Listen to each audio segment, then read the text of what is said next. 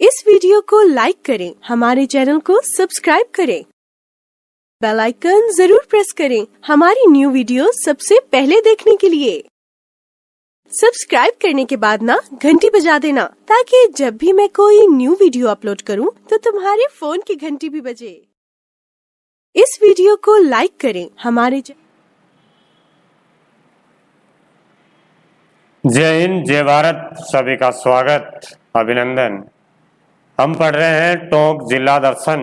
टोंक जिला दर्शन में एक पाठ अपन ने पहले पढ़ लिया है, दूसरा पाठ पढ़ने जा रहे हैं, जिसके अंदर टोंक जिले में स्थित मंदिर, महल, इनके बारे में अपन चर्चा करेंगे।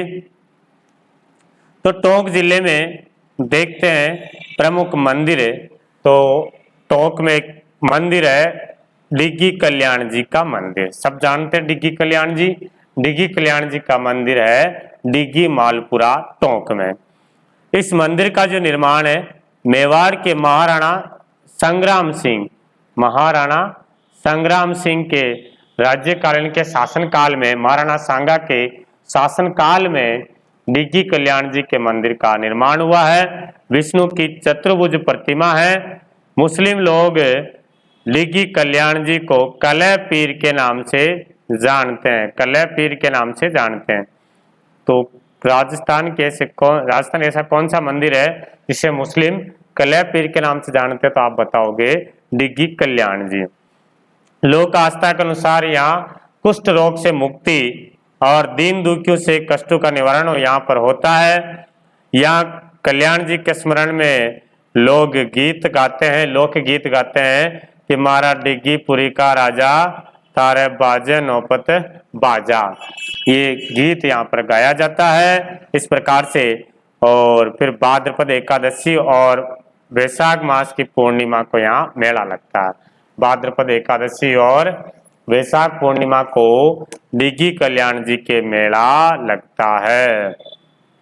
ये रहे हैं डिग्गी कल्याण जी, मालपुरा टोंक में है। नेक्स्ट बात करते हैं देव नारायण जी का मंदिर। तो देव नारायण जी का मंदिर है देवधाम जोधपुरिया। देवधाम जोधपुरिया में देव नारायण का मंदिर बना हुआ है। महिषासुर मर्दिनी का मंदिर टोंक जिले में है। टोंक जिले में ही महिषासुर मर्दिनी का मंदिर है। ठीक है, एक याद रखना, तेलियों का मंदिर। तेलियों का मंदिर भी कहाँ है? तो तेलियों का मंदिर टोंक जिले में है। तो ये अपन ने मंदिर की बात की है, डिग्गी कल्याण जी का, इंपोर्टेंट है। फिर देखते हैं प्रमुख संत व संप्रदाय। संत और संप्रदाय जिसमें अपन देखते हैं पहले संत रामचरण जी। रामचरण जी राम स्नेह संप्रदाय के जो संस्थापक है। बिलवाड़ा पढ़ के आए अपन। बिलवाड़ा में एक राम स्नेह संप्रदाय है जिसकी प्रधान पीठ कहाँ है? शाहपुरा। शाहपुरा, ठीक है, प्रधान पीठ शाहपुरा है। उस शाहपुरा पीठ के जो संस्थापक है रामचरण जी, उन रामचरण जी का जन्म 1718 ईस्वी में सोडा गांव मालपुरा टोंक में हुआ। उनका जो जन्म है वो सोडा गांव मालपुरा में हुआ है रामचरण जी का।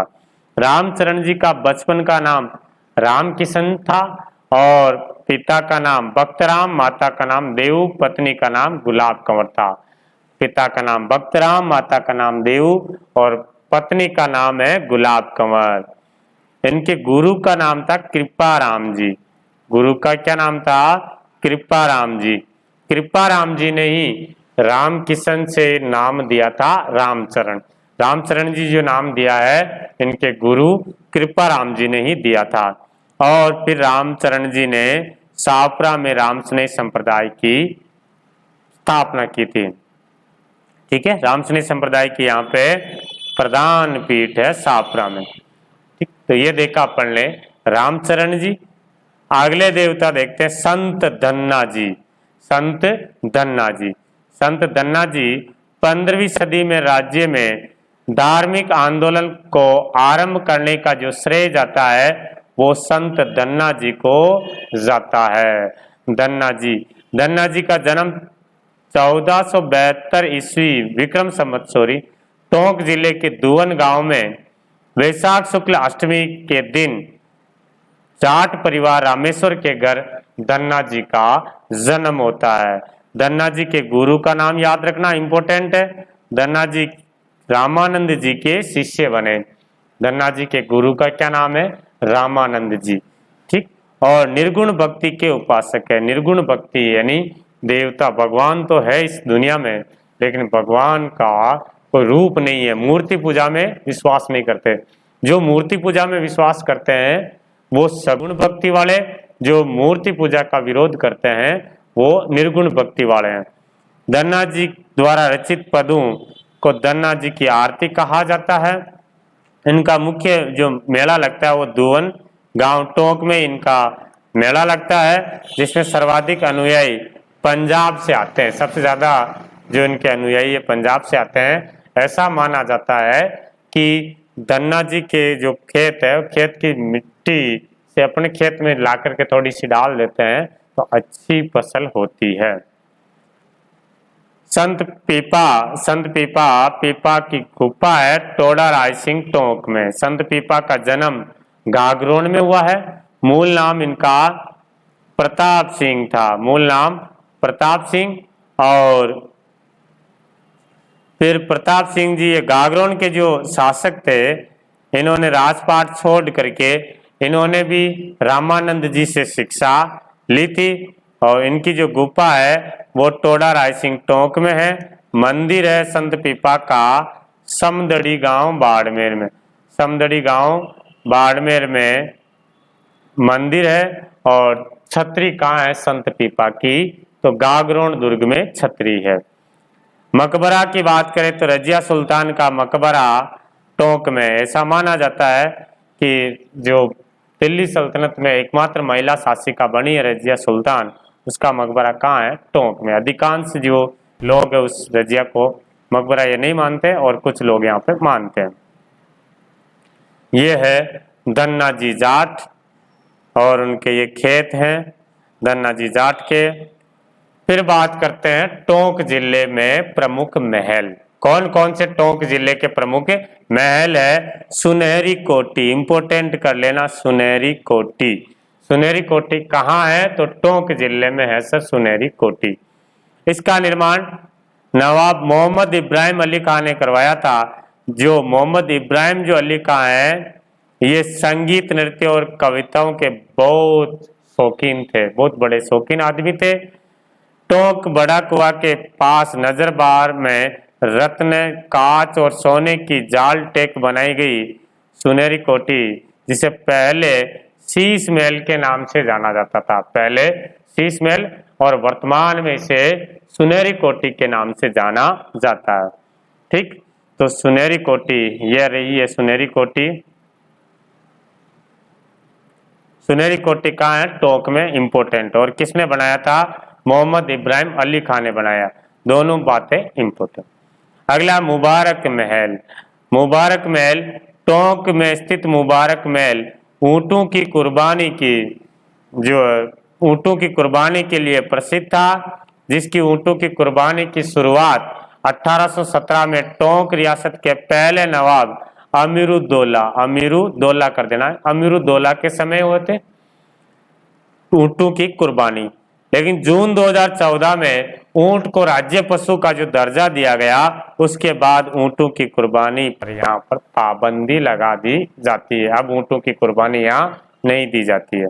एक मुबारक महल जयपुर में भी है।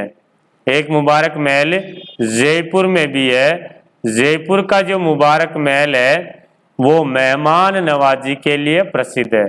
मेहमान नवाजी के लिए प्रसिद्ध है। मेहमान नवाजी के लिए जयपुर का शासक हुआ था माधु सिंह द्वितीय। माधु सिंह द्वितीय ने जयपुर में मुबारक महल बनाए जो मेहमान नवाजी के लिए प्रसिद्ध है। नेक्स्ट राजमहल। टोंक जिले में बनास नदी के किनारे एक महल बने हुए हैं राजमहल। तो सुनहरी कोठी, मुबारक महल और राजमहल इंपोर्टेंट है जी टोंक के लिए। हाँ, प्रमुख दुर्ग की बात करें टोंक जिले में कौन कौन से दुर्ग है? तो तो दुर्ग में बूमगढ़ या असीरगढ़ दुर्ग। 17वीं सदी में ब्राह्मण बोला ने अपनी बूम की रक्षा और प्रशासन की दृष्टि से बूमगढ़ का निर्माण करवाया। टोंक के नवाब आमिर खान ने इसे पूरा करवाया था, पूर्ण करवाया था। पूरा किसने करवाया? तो बूमगढ़ जो टोंक के नवाब है आमिर खान पिंडारी, उन्होंने पूरा करवाया था। इसे दक्षिण की चाबी कहा जाता है। इंपोर्टेंट ये दक्षिण की चाबी किसे कहते हैं? तो दक्षिण की चाबी बूमगढ़ या असीरगढ़ को कहा जाता है। अगला किला की बात करें तो पेचवर का किला, पेचवर का किला है, वैसे पेचवर भी कहते हैं और पेचवर। और चौबुर्जा किला पेचवर टोंक में है। पेचवर किला 4 बुर्जे होने के कारण इसे चौबुर्जा किला भी कहा जाता है। कौन सा किला को चौबुर्जा किला कहते हैं? तो पेचवर किला को चौबुर्जा किला के नाम से जाना जाता है। इस किले में 4 बुर्जे हो गई है। इस दुर्ग में उबड़ खाबड़ भूमि पर यह बना हुआ है, अतः जो भी आक्रमण करता है, आक्रमण के समय दुश्मनों के द्वारा जो तोप चलाए जाते हैं, तोपों के गोले या तो किले के ऊपर से निकल जाते हैं या दीवार में ही धस जाते हैं। ऐसी विशेषता है पेचवर का किला, चौबुर्जा किला टोंक का। ककोड़ का किला ककोड़ टोंक में है। प्राचीन नाम इसका कनकपुरा था। ककोड़ का प्राचीन नाम कनकपुरा। यह पत्थर का बना हुआ हाथी, यहाँ पर एक पत्थर का बना हुआ हाथी है जिसे हाथी बाटा के नाम से जाना जाता है। और इसी दुर्ग में पाड़ा चक्की रखी हुई है। पाड़ा चक्की भी यहीं पर रखी हुई है। एक किला और याद रखना, ऊंटगिरी का किला। ऊंटगिरी का किला कहाँ है? तो ऊंटगिरी का किला टोंक में है। ऊंटगिरी का किला टोंक में है। तो अपन ने बूमगढ़ असीरगढ़, पेचवर का किला, ककोड़ का किला और ऊंटगिरी का किला ये टोंक में देखे हैं। नेक्स्ट, प्रमुख चित्र शैलियां। चित्र शैलियों में बात करें तो उनियारा शैली, ठीक है, उनियारा शैली। उनियारा शैली टोंक की है। और ये कौन सी स्कूल का पार्ट है उनियारा शैली? तो ये उनियारा शैली ढूंढाड़ स्कूल का पार्ट है। ढूंढाड़ स्कूल है। कौन सी स्कूल है? ढूंढाड़ स्कूल। ढूंढाड़ स्कूल में कौन कौन सी शैली आती है? तो आमेर शैली आती है, जयपुर शैली आती है, अलवर शैली आती है और ये उनियारा शैली आती है। ठीक है, तो एग्जाम में पूछा जाता है उनियारा शैली कौन सी स्कूल का पार्ट है? तो ढूंढाड़ स्कूल का पार्ट है। ये शैली जयपुर व बूंदी शैली का मिश्रण है। कौन सी चित्र शैली? जयपुर चित्र शैली और बूंदी शैली का मिश्रण है। तो बताएंगे उनियारा जो चित्र शैली है वो जयपुर और बूंदी शैली दोनों का मिश्रण है।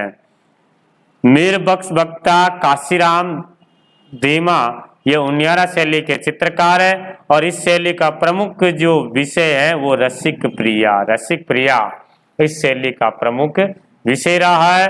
और रसिक प्रिया रीतिकाल के प्रसिद्ध कवि केशव के द्वारा लिखा गया है। ठीक है, तो रीतिकाल में केशव, ये केशव का संबंध कौन सी चित्र शैली का है? तो उनियारा चित्र शैली से संबंधित है। वेरी इंपॉर्टेंट है उनियारा चित्र शैली। आगे बात करते हैं लोक नृत्य चार बेत गायन शैली। वेरी वेरी इंपॉर्टेंट कर लेना, चार बेत गायन शैली। चार बेत गायन शैली ये लोकनाट्य एकमात्र केंद्र टोंक जिले में। चार बेत गायन शैली लोकनाट्य का एकमात्र केंद्र कौन सा है? टोंक में। इसमें गायक जो पात्र है डप बजाता हुआ घुटने के बल बैठ करके गीत गाते हुए जो गीत गाते हैं उसको चार बेत गायन शैली कहते हैं, जिसकी शुरुआत टोंक के नवाब फैजुल्ला खां के समय अब्दुल करीम खां और खलीफा करीम खां निहंग ने की थी। ठीक है, तो चार बेत कहाँ की है? बहुत सी बार पूछा हुआ प्रश्न है और आगे भी पूछा जाएगा, अति महत्वपूर्ण कर लेना।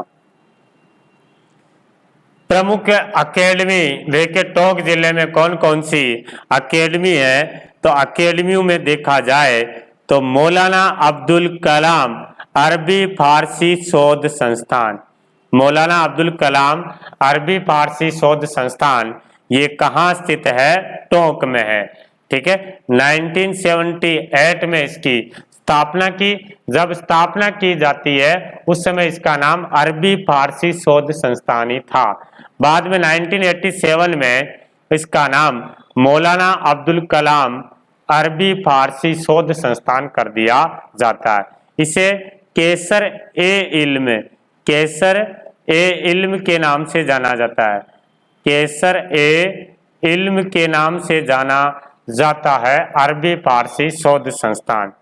यहीं पर रखी पुस्तकों में शाहजहां द्वारा लिखी गई कुरान कमाल और औरंगजेब के द्वारा लिखी गई आलमगीरी कुरान भी इसी संग्रहालय में, इसी इंस्टीट्यूट में रखी गई है, मौलाना अब्दुल कलाम अरबी फारसी शोध संस्थान। विश्व की सबसे बड़ी कुरान भी यहीं पर रखी गई है, मौलाना अब्दुल कलाम अरबी फारसी शोध संस्थान में। नेक्स्ट बात करें वनस्थली विद्यापीठ। वनस्थली विद्यापीठ कहाँ है? निवाई टोंक में है, जिसकी स्थापना 6 अक्टूबर 1935 को हीरालाल शास्त्री ने अपनी पुत्री शांताबाई की स्मृति में शांताबाई कुटीर संस्था के नाम से इसकी स्थापना की गई है, वनस्थली विद्यापीठ है। ठीक है, तो वनस्थली विद्यापीठ के संस्थापक कौन हुए हैं? हीरालाल शास्त्री जी। अपनी पुत्री शांताबाई की स्मृति में शांताबाई कुटीर के नाम से इस संस्था की स्थापना की। 1943 में वनस्थली विद्यापीठ नाम रख दिया जाता है। 1983 में यूजीसी द्वारा इस विद्यापीठ को डीम्ड यूनिवर्सिटी का दर्जा दिया गया है। तो वनस्थली विद्यापीठ निवाई टोंक वेरी इंपॉर्टेंट है। प्रमुख बोलियों में देखे बोली नागरचौल बोली, नागरचौल बोली टोंक जिले में बोली जाने वाली बोली है। यह ढूंढाड़ी की उपबोली है, ढूंढाड़ी की उपबोली है नागरचौल बोली। प्रमुख सभ्यता, सभ्यताओं की बात करें तो रेड सभ्यता, रेड सभ्यता टोंक जिले में निवाई तहसील में डील नदी के किनारे ये रेड सभ्यता विकसित हुई है। कौन सी नदी है? डील नदी। इसका उत्खनन का जो कार्य है केदारनाथपुरी के KN पुरी के नेतृत्व में इसका उत्खनन हुआ है, केदारनाथपुरी। यहाँ से उत्खनन में 3075 आज सिक्के या पंचमार्क सिक्के मिले हैं, जो एशिया महाद्वीप का सबसे बड़ा सिक्कों का भंडार मिला है। इसीलिए रेड को प्राचीन भारत का टाटा नगर या प्राचीन राजस्थान का टाटा नगर कहते हैं। प्राचीन राजस्थान का टाटा नगर किसे कहा जाता है? रेड को कहा जाता है। इंपोर्टेंट कर लेना। ठीक है, टोंक जिला जो पूरे को ध्यान से जिसने समझ करके पढ़ लिया है, आने वाले प्रतियोगिता परीक्षाओं में 3 या 4 प्रश्न आपको इस वाली क्लास में टोंक जिले से जरूर देखने को मिलेगा। हर प्रतियोगिता परीक्षाओं में 1 या 2 प्रश्न तो टोंक जिले से मिलेगा ही मिलेगा। अपने सभी तथ्यों को आराम से पढ़ रहे हैं, याद कर रहे हैं तो। नेक्स्ट है नगर टोंक। नगर टोंक, इस नगर का प्राचीन नाम है मालव नगर, मालव नगर है। यहाँ से मालव जनपद के सिक्के मिले, मालव जनपद के सिक्के मिले हैं। और मालव जनपद का जो क्षेत्र है वो कौन सा रहा है? तो टोंक बताएंगे। मालव जनपद, टोंक और जयपुर का जो आसपास का क्षेत्र है वह मालव जनपद के, यहाँ पर मालव जनपद चलता था। इसे काकोट नगर और खेड़ा सभ्यता के नाम से भी जाना जाता है नगर टोंक को। देखो नगर आ जाए तो टोंक है ना, और नगरी आ जाए, नगरी सभ्यता कहाँ है? तो नगरी फिर चित्तौड़गढ़ बताना, कंफ्यूजन मत होना। नगरी सभ्यता कहाँ है? चित्तौड़गढ़ में। आगे बात करते हैं प्रमुख युद्ध। टोंक जिले में एक युद्ध होता है राजमहल का युद्ध। 1747 में राजमहल का युद्ध हुआ है, जो जयपुर का शासक सवाई ईश्वरी सिंह और उसका भाई माधो सिंह के बीच में ये युद्ध होता है। दोनों के दोनों सवाई जय सिंह के पुत्र थे। सवाई जय सिंह के पुत्र थे। इन सवाई जय सिंह के पुत्रों के बीच में एक युद्ध होता है, राजमहल का युद्ध, ईश्वरी सिंह और माधो सिंह। माधो सिंह के साथ में थे मराठा सेना और मेवाड़ी सेना। इन सभी की संयुक्त सेनाओं को ईश्वरी सिंह ने पराजित कर दिया। ईश्वरी सिंह की विजय हुई। इस राजमहल के युद्ध में विजय के उपलक्ष्य में ईश्वरी सिंह ने जयपुर में ईसरलाट सरगासुली का निर्माण करवाया। तो सरगासुली ईसरलाट कहाँ स्थित है तो बताएंगे, ये सर जयपुर में है। और इसका निर्माण किसने करवाया है तो सवाई ईश्वरी सिंह ने ईसरलाट का निर्माण राजमहल के युद्ध के विजय के उपलक्ष्य में। अन्य तथ्य देखते हैं टोंक जिले में। टोंक जिले से और क्या क्या प्रश्न बन सकता है। टोंक जिले की आकृति पतंगाकार है। टोंक का मानचित्र में जो देखा जाए तो पतंगाकार है। और टोंक की जो आकृति है राजस्थान के मानचित्र के समान है। राजस्थान का जिस प्रकार से मानचित्र है उसी प्रकार से टोंक जिले की आकृति है। तो कौन से जिले की आकृति राजस्थान के मानचित्र के समान है तो टोंक जिले की। अभी मानचित्र भी बताऊंगा राजस्थान में टोंक की अवस्थिति। टोंक कहाँ स्थित है। टोंक जिला एक अंतर्वर्ती जिला है। टोंक जिला एक अंतर्वर्ती जिला है जो ना तो किसी राज्य के साथ सीमा बनाता है और ना किसी देश के साथ है। राजस्थान में कुल कितने अंतर्वर्ती जिले हैं ऐसे तो 8 अंतर्वर्ती जिले हैं। 8 जिले में से एक जिला टोंक भी आता है। टोंक जिले के मालपुरा तहसील के दामोदर लाल व्यास को राजस्थान का लौह पुरुष कहा जाता है।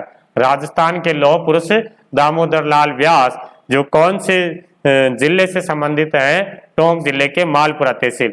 दामोदर लाल व्यास इंपोर्टेंट है, राजस्थान का लौह पुरुष के नाम से जाना जाता है। कर्पूरचंद कुलिश राजस्थान पत्रिका के संस्थापक है। राजस्थान पत्रिका के संस्थापक कर्पूरचंद कुलिश का जन्म भी मालपुरा टोंक में हुआ है। एशिया का सबसे बड़ा अग्निशमन केंद्र फायर रेंज देवली में है। एशिया का सबसे बड़ा अग्निशमन केंद्र और देवली में CISF का प्रशिक्षण केंद्र भी स्थित है। CISF का प्रशिक्षण केंद्र देवली में। और यही देवली 1857 की क्रांति के समय छावनी थी। 6 सैनिक छावनियां थी, नसीराबाद, ब्यावर, देवली, खेरवाड़ा, एरनपुरा। जो 6 सैनिक छावनियां थी उनमें से एक छावनी देवली भी है। और देवली छावनी में 3 जून 1857 को क्रांति की शुरुआत हुई है। और यहीं पर मिर्च मंडी है सिहोला टोंक में मिर्च मंडी है। और टोंक जिला जो है ना तरबूजा खरबूजे के लिए प्रसिद्ध है। तरबूजा खरबूजा कहाँ के जो सबसे ज्यादा उत्पादन कहाँ से होता है टोंक जिले में। जो टोंक में बिसलपुर बांध हो गया, बनास नदी हो गई, कई सारी नदियां निकलती है तो नदी पेटे में इस तरबूजे खरबूजे की खेती की जाती है। तो अब आपको राजस्थान के मानचित्र में मैं टोंक की अवस्थिति बता देता हूँ। 1 मिनट के लिए मैप लेके आ जाता हूँ मैं इसमें। इस वीडियो को लाइक करें, हमारे चैनल को सब्सक्राइब करें, बेल आइकन जरूर प्रेस करें हमारी न्यू वीडियो सबसे पहले देखने के लिए। सब्सक्राइब करने के बाद ना घंटी बजा देना ताकि जब भी मैं कोई न्यू वीडियो अपलोड करूं तो तुम्हारे फोन की घंटी भी बजे। इस वीडियो को लाइक करें, हमारे चैनल को सब्सक्राइब करें, बेल आइकन जरूर प्रेस करें हमारी न्यू वीडियो सबसे पहले देखने के लिए। चलिए, तो राजस्थान के मानचित्र में टोंक की अवस्थिति देखा जाए तो ये टोंक रहा है, ये रहा टोंक। टोंक किसी के साथ दूसरे जो राज्य के साथ सीमा नहीं बना रहा। और इसके ऊपर ये जयपुर जिला हो गया, जयपुर। इसके पश्चिम में अजमेर हो जाता है, ये अजमेर। फिर यहाँ पे भीलवाड़ा के साथ सीमा बना रहा है, भीलवाड़ा, और उसके आगे बूंदी हो गया, और ये सवाई माधोपुर हो गया, सवाई माधोपुर। तो ये टोंक जिले की मानचित्र में स्थिति देखी है। तो इसी के साथ टोंक जिला हो जाता है कंप्लीट। मिलेंगे अपन अगले नया जिला नागौर जिला के साथ। तब तक के लिए सभी को जय हिंद, जय भारत, वंदे मातरम।